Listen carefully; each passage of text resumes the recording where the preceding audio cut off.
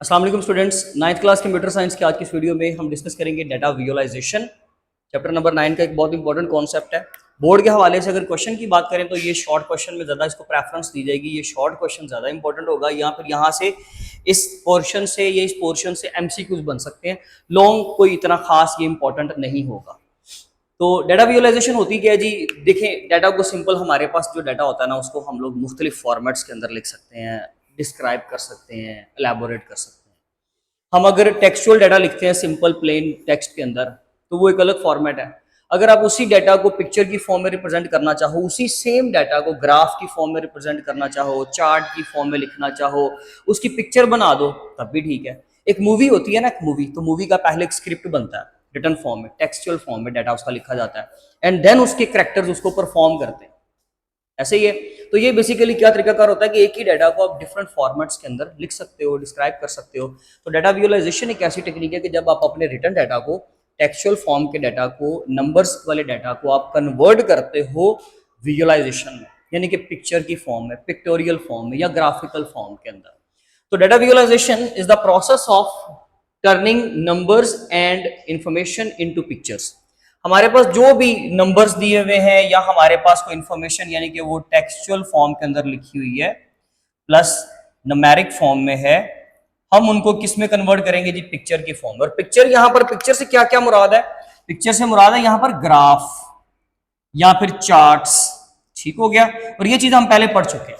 तो इस फॉर्मेट के अंदर उसको कन्वर्ट करना बेसिकली डाटा विजुअलाइजेशन कहलाता है। यहां तक उसकी डेफिनेशन है, साथ में कोई एक पॉइंट ऐड कर ले या फिर आपको साथ विजुअलाइजेशन बनाकर दिखा दे। जैसे कि इजी टू अंडरस्टैंड, इसकी अंडरस्टैंडिंग बहुत इजी है, इसको समझना बहुत आसान होता है। अगर मैं आपको नंबर की फॉर्म में डाटा दे दूंगा ना, मैं अगर आपको टेक्सचुअल फॉर्म में डाटा लिख दूंगा, तो वो अंडरस्टैंड करना आपके लिए थोड़ा सा मुश्किल होगा एज कंपेयर टू विजुअलाइजेशन। अगर मैं विजुअलाइजेशन दूंगा आपको, तो वो आपके लिए ज्यादा आसान हो जाएगी। यानी कि अगर आपको पिक्चर की फॉर्म में डाटा दूंगा, ग्राफ की फॉर्म में, तो उसको अंडरस्टैंड करना हमारे लिए आसान होता है। उसके अंदर से पैटर्न्स, उसके अंदर से चीजों को जो है वो ट्रेंड्स को समझना हमारे लिए आसान होता है। और यहाँ पे वो पॉइंट लिखा भी हुआ है कि simpler to see patterns, trends and relationship. जैसे कि अगर हमारे पास किसी भी चीज का ग्राफ है, तो उस ग्राफ के अंदर लेट्स सपोज वो टेम्परेचर का ग्राफ है, ठीक है।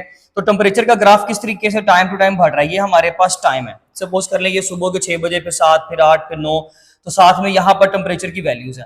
तो वो टेम्परेचर बेसिकली क्या होता है जी? दिन के मुख्तलिफ हिस्सों में वो कभी कम कभी ज्यादा बढ़ता रहता है। तो वो उसके विजुअलाइजेशन, उसके पैटर्न को अंडरस्टैंड करना हमारे लिए ज्यादा इजी होता है जब हम उसको ग्राफिकल तौर पे, यानी कि ग्राफिकल पिक्टोरियल फॉर्म के अंदर उसको रिप्रेजेंट करते हैं। उन्होंने एग्जांपल दी है। हमारे पास नेक्स्ट हेडिंग है, ये अलग शॉर्ट आपका, ठीक है। नेक्स्ट आपका आगे जी importance and benefits of data visualisation. इसका पहला जो पैराग्राफ होगा आपका तकरीबन 3 to 4 लाइंस, वो आपका बहुत इंपॉर्टेंट शॉर्ट है कि डाटा विजुअलाइजेशन की इंपॉर्टेंस क्या है। यहां से आप मार्क कर लें इसको।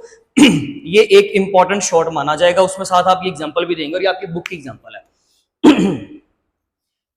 इसके बेनिफिट्स इस तरह से हैं कि अगर हम लोगों ने डाटा के अंदर ट्रेंड्स या पैटर्न्स को डिस्कस करना है, रिलेशनशिप को देखना है, तब भी हमारे लिए डाटा विजुअलाइजेशन बहुत अहम है। इसके अलावा अगर हम लोगों ने अपने डाटा में से कोई डिबगिंग करनी है, डिबगिंग का मतलब होता है कि उसमें से कोई एरर आ गई है, कोई चीज गलत है, तो उसको अगर हमने अंडरस्टैंड करना है, डिटेक्ट करना है, आइडेंटिफाई करना है, तब भी डाटा विजुअलाइजेशन का कॉन्सेप्ट बहुत इंपॉर्टेंट माना जाता है। उसकी एग्जांपल कुछ इस तरह से ले लें। उन्होंने कहा कि जी लेट्स सपोज दैट कि हमारे पास list of hundreds of number पड़ी हुई है, यानी कि हमारे पास हंड्रेड्स ऑफ नंबर्स हैं। टेक्सचुअल फॉर्म, ये हमारा डाटा जो है वो टेक्सचुअल फॉर्म में, सपोज करें। इसी को अगर मैं न्यूमेरिक फॉर्म में लिख देता हूं, सपोज करो मैं कहता हूं जी, हम कोई भी स्टेटमेंट यहां पर लिख देते हैं कि हमारे पास डिफरेंट मंथ्स के अंदर ना, हमारे पास डिफरेंट मंथ्स में कुछ सेल्स पड़ी हुई हैं, ठीक है। और सेल्स जो है वो साथ में हमें प्रॉफिट शो करवा रही है या नंबर ऑफ कस्टमर शो करवा रही, कुछ भी सिनेरियो आप अपने पास से सपोज कर लें। तो मैं क्या करता हूं, उसी चीज को जब आप पिक्टोरियल डाटा की फॉर्म में, जैसे कि मैं बार चार्ट अगर उसका बनाता हूं, मैं कहता हूं जी जनवरी में, फरवरी में और मार्च में, जनवरी, फरवरी एंड मार्च। जनवरी में उसका जो है पैटर्न वो यहां तक जा रहा है। सपोज कर लो ये हमारे पास डिफरेंट जो है वो डिफरेंट मंथ्स के अंदर सेल्स हैं, तो उसकी जो सेल है फिलहाल वो फेब के अंदर सबसे ज्यादा है, ठीक है जी। यहाँ पर आप नंबर दे लो कुछ भी, यहाँ पे आप 100 दे लो, यहाँ पे 150 दे लो, यहाँ पे 200 दे लो, कि हमारे पास उस पर्टिकुलर प्रोडक्ट की सेल जो है वो जनवरी के महीने में कितनी थी जी? 150 प्रोडक्ट्स हमारी तकरीबन सेल हुई। फिर फेब में 200 सेल हुई और फिर मार्च में 100 सेल हुई। तो ये मैंने उसी डाटा को, जो कि मेरे पास ह्यूज अमाउंट के अंदर डाटा होना था, जो मेरे पास डिफरेंट नंबर्स थे, मैंने उस पैटर्न को क्या किया, बार चार्ट के जरिए से उसको रिप्रेजेंट कर दिया। तो एक तो डाटा समराइज हो जाता है, आपके पास लंबी लिस्ट हो ना नंबर की, जब आप उसका चार्ट बनाओगे ना तो वो चार्ट एक ही पेज के ऊपर आपका क्लियर हो जाएगा। तो ये मैंने क्या किया जी, एक कोई भी अपने पास एक मैथमेटिकल स्टेटमेंट ले लें, आप अपनी तरफ से ले लें कोई भी एग्जांपल, या यही एग्जांपल ले लें, बेशक इसका स्क्रीनशॉट ले लो और आप लोगों ने इस तरीके से एग्जांपल दे देनी है, उसको जो मैंने वर्डिंग बोली है यहाँ पर वो आप सारा यहाँ पर लिख दोगे। Tools for visualising the data. अच्छा जी, हमारे पास विजुअलाइजेशन के लिए कौन कौन सा टूल है जो हम इस्तेमाल कर सकते हैं? देखिए ये बहुत इंपॉर्टेंट पोर्शन है।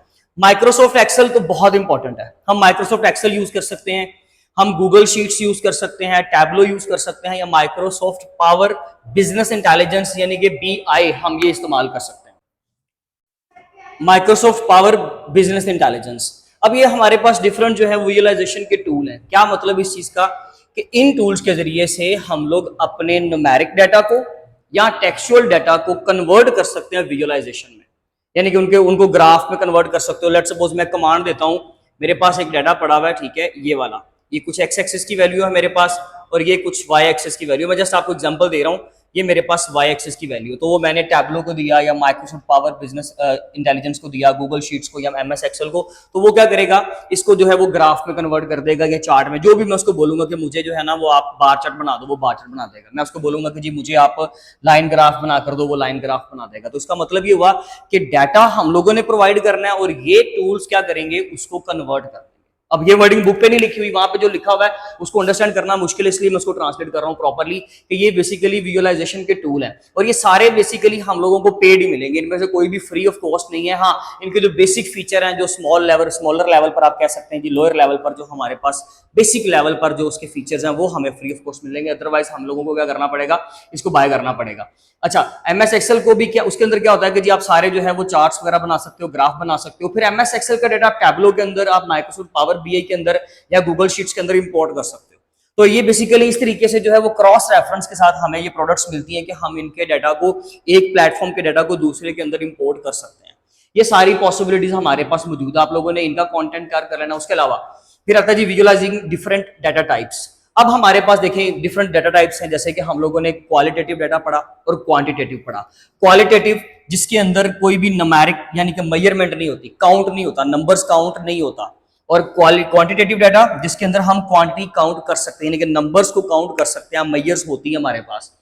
क्वालिटेटिव के अंदर दो टाइप्स, नॉमिनल डाटा और ऑर्डिनल। नॉमिनल के अंदर कोई स्पेसिफिक ऑर्डर, तरतीब, सीक्वेंस नहीं होता, ऑर्डिनल डाटा के अंदर होता है, उसके अंदर रिदम पाया जाता है, उसके अंदर फ्लो पाया जाता है। अब सपोज करें वो हम नॉमिनल डाटा को क्या कर सकते हैं जी, जो बुक की वर्डिंग है उसमें वो कह रहा है कि बार चार्ट बना सकते हैं और पाई चार्ट, इसके ऊपर ये बेस्ट रहेगा। तो नॉमिनल डाटा आपका कौन सा होता है, लेट्स सपोज मेरे पास नंबर ऑफ कलर्स हैं, red green red blue, red green blue blue and red, black suppose कर लो, बल्कि सॉरी वो हमें लिखना पड़ेगा, व्हाइट कर लेते हैं, येलो कर लेते हैं। तो अब ये मेरे पास एक नॉमिनल डाटा, इसमें कोई ऑर्डर नहीं है, कोई तरतीब नहीं है। लेट्स सपोज हम लोगों ने एक सर्वे किया, उसमें डिफरेंट लोगों से, डिफरेंट पीपल से मैंने क्या किया, उनकी डिमांड पूछी, उनसे पूछा कि आपका फेवरेट कलर कौन है, तो मुझे ये वाला डाटा जो है वो कलेक्ट हुआ। अब अगर मुझे ये बार चार्ट, सपोज करें मुझे बार चार्ट इसका बनाना है, तो भाई मैं उसकी फ्रीक्वेंसी बता सकता हूँ ना, तो यहाँ पर मैं नंबर ऑफ कलर के लिए वो जो है अपने स्टैक बना लूंगा, इस तरीके से वो बार्स बना लूंगा, ठीक है, और साथ में उनकी मैंने फ्रीक्वेंसी बता दी। ये जस्ट एग्जांपल दे रहा हूँ। फ्रीक्वेंसी सपोज कर ले, मैं कहता हूँ जी इसमें जो है वो ग्रीन की फ्रीक्वेंसी जो है वो सबसे कम है, ये ग्रीन की फ्रीक्वेंसी है, सॉरी ग्रीन यहाँ आ गया, उसकी फ्रीक्वेंसी सपोज कर ले 3 है, और ब्लैक की कितनी है, सपोज कर ले जी 5 है, और ब्लू की कितनी है, सपोज कर ले जी 7 है। तो ये हम लोगों ने फ्रीक्वेंसी इस तरफ लिख दी, मेंशन कर दी, और यहाँ पर मैंने जो है वो नंबर ऑफ कलर्स लिख दिए, रेड ग्रीन लिख दिया, ब्लू लिख दिया। मैं जस्ट एग्जांपल दे रहा हूँ, वो मैच बेशक ना करे। तो इस तरीके से हम लोग क्या करेंगे, बार चार्ट बना सकते हैं अपने नॉमिनल डाटा के लिए। फिर ऑर्डिनल डाटा के लिए, ऑर्डिनल डाटा को एक्सप्रेस करने के लिए बार चार्ट बेस्ट है या स्टैक्ड बार चार्ट। ये बेसिकली बार चार्ट की ही टाइप होती है। हम लोग ये बना, इसमें हम सेगमेंट्स वगैरह सब में बना सकते हैं। आप गूगल पे इसको सर्च कीजिएगा, लाजमी इसकी पिक्चर देखिएगा। तो बार चार्ट या स्टैक्ड बार चार्ट किसके लिए, ऑर्डिनल डाटा के लिए। ऑर्डिनल डाटा कौन सा होता है, जिसके अंदर सीक्वेंस पाया जाता है, जैसे कि जिसके अंदर हम लेट्स सपोज बात करते हैं जी यूनिवर्सिटी के अंदर हम बात करते हैं, यूनिवर्सिटी के बाद यूनिवर्सिटी से पहले कॉलेज, कॉलेज से पहले स्कूल, तो उसमें ऑर्डर आ जाता है, उसमें तरतीब आ जाती है। डाटा ये भी वो वाला है जिसको आप काउंट नहीं कर सकते। जैसे कि हम लोग बात करते हैं जी डिफरेंट सेटिस्फेक्शन लेवल की, हम बात करते हैं मुख्तलिफ फीडबैक्स की, तो उसमें एक न्यूट्रल फीडबैक है, एक जो है वो डिससेटिस्फेक्शन है, एक सेटिस्फेक्शन है। इस तरीके से हमारे पास क्या होता है, उसमें एक ऑर्डर पा जाता है, एक रिदम पा जाता है। इस तरह के डाटा को रिप्रेजेंट करने के लिए बार चार्ट्स या स्टैक बार चार्ट। फिर आता है जी डिस्क्रीट डाटा। डिस्क्रीट डाटा जिसमें हम लोग काउंट कर सकते हैं, और डिस्क्रीट डाटा में हमारे पास फिक्स वैल्यूज आती है, जैसे कि 1 2 3 4 5 इस तरीके से फिक्स वैल्यूज आएंगी। इसमें अशारिये वाली वैल्यू, पॉइंट वाली वैल्यू नहीं आएगी। इसके लिए इसको रिप्रेजेंट करने के लिए हम हिस्टोग्राम बना सकते हैं या डॉट प्लॉट्स। और याद रखिएगा हिस्टोग्राम वैसे ज्यादातर बेस्ट ये होता है कि कंटिन्यूअस डाटा के लिए हो। क्यों? क्योंकि हिस्टोग्राम और बार चार्ट में पता क्या फर्क होता है, बार चार्ट में जो आपको गैप नजर आ रहा है ना, हिस्टोग्राम में ये गैप नहीं होता। और डिस्क्रीट डाटा में क्योंकि गैप होता है, कंटिन्यूअस डाटा में गैप नहीं होता। जैसे कि सपोज करो मैं अगर कंटिन्यूअस डाटा बनाता हूं ना, तो जैसे कि इस डाटा के फौरन बाद ये डाटा शुरू हो गया, फिर ये डाटा, तो हिस्टोग्राम ज्यादा बेस्ट वैसे कंटिन्यूअस डाटा के लिए होता है। लेकिन चलिए बुक की वर्डिंग के अकॉर्डिंगली हाँ बना सकते हैं, ऐसा नहीं कि बना नहीं सकते। जैसे कि अगर लेट्स सपोज मुझे इसका हिस्टोग्राम बनाना हो, तो मेरे पास डिफरेंट जो है वो वैल्यूज पड़ी है। मैं कहता हूं जी मेरे पास score 1, score 2, score 3 and score 4। किसी ने 1 स्कोर किया, 2 किया, 3 किया, 4 किया। सबसे ज्यादा स्कोरिंग की फ्रीक्वेंसी किसकी है? सबसे ज्यादा जी है डबल की फ्रीक्वेंसी। डबल की फ्रीक्वेंसी सबसे ज्यादा, सपोज करो वो 10 बार है। और इसकी फ्रीक्वेंसी जो 1 की फ्रीक्वेंसी है वो जी 8, 3 की फ्रीक्वेंसी वो है जी 6 और 4 की फ्रीक्वेंसी वो कितनी है जी 4। तो ये मैंने फ्रीक्वेंसी लिख दी, यानी कि नंबर ऑफ जो है वो उनकी अकरेंसेस लिख दी, और यहाँ पर वो मैंने प्रॉपर आपका डाटा मेंशन कर दिया। इसी तरीके से आप डॉट प्लॉट्स कर सकते हो डिफरेंट जगहों पर आप लोगों ने जब डॉट्स प्लॉट्स करने होते हैं, ठीक है। इसके अलावा कंटिन्यूअस डाटा के लिए लाइन ग्राफ भी बेस्ट है और स्कैटर प्लॉट्स भी बेस्ट हैं। इसके अलावा भी एक आध उन्होंने बॉक्स प्लॉट दिया होगा, वो भी आप लोग देख लीजिएगा। हम ये सारा डाटा जो है वो कंटिन्यूअस डाटा इस तरीके से हम लोग ग्राफ के जरिए से रिप्रेजेंट कर सकते हैं। आप लोगों को ये चीजें बिल्कुल नहीं बनानी है, जस्ट आपकी अंडरस्टैंडिंग के लिए थी, सिर्फ आपकी समझने के लिए, अदरवाइज आप इसको ड्रॉ नहीं करोगे। आप लोगों ने ये शॉट तैयार करना है, ये बहुत इंपॉर्टेंट शॉट है। इसके अलावा टूल्स के नाम याद रखें कि डाटा विजुअलाइजेशन के लिए हम कौन कौन से टूल इस्तेमाल करते हैं। एमसीक्यू में ये बहुत इंपॉर्टेंट क्वेश्चन होगा, याद रखिएगा। वो आपको 3 ऑप्शन देगा सही वाले, एक इररेलेवेंट दे देगा, या जो है वो 3 इररेलेवेंट देगा और एक राइट आंसर देकर आपसे ये पूछ सकता है। इसके अलावा हम लोग ये कि नॉमिनल डाटा को आप किसके जरिए से रिप्रेजेंट कर सकते हो, कुछ इररेलेवेंट दे देगा, कुछ रेलेवेंट दे देगा। इस तरीके से ये एमसीक्यूज में कवर किया जा सकता है। Thank you so much. इसका स्क्रीनशॉट ले लें, इंशाल्लाह मिलेंगे अपनी नेक्स्ट वीडियो में। अपना बहुत ख्याल रखें। Thank you so much. Allah हाफिज़।